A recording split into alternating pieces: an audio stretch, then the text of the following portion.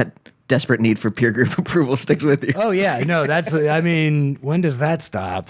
Did you have that in SNL too? I hate doing the like. I hate getting into these questions about like your job and stuff, but it just struck me. Did you have that in when you got to SNL? Absolutely. Anytime I shouldn't try to universalize this. This is all on me. Anytime I get into a new situation, I want to do well, and I want to be funny, and I want to be seen as somebody who does well and is funny. And it's really tough because especially SNL is sort of a place that you have to figure out on your own. On Weekend Update, we're sort of our own little island for most of the week.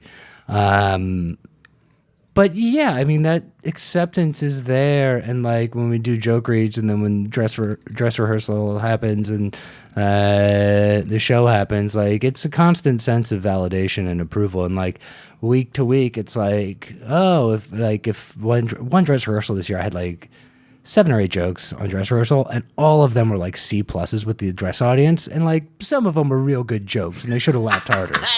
You walk out there, you yell at the dress audience, you're like, that was a good one. Yeah, I know, it's a good joke, laugh at it. But it's just, it's the way the cookie crumbles sometimes. But still, like it's always tough to take. But like I think the longer I am in any situation, the more I have of my own reserves of past experience to build upon. Like, as opposed to like when you start out somewhere, it's like you have no basis of if you're good or not.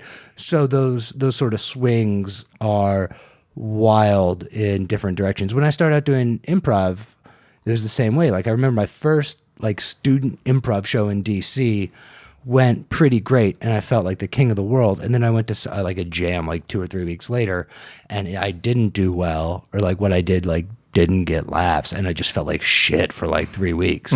But like now, like over time, like I did an improv show on Thursday, and it was like, all right, it was okay, it wasn't great, but I'm not down about it anymore, just because you have like a greater sample size of past performance and experience that you can draw on to know that everything evens out. You shouldn't get too high or too low with anything.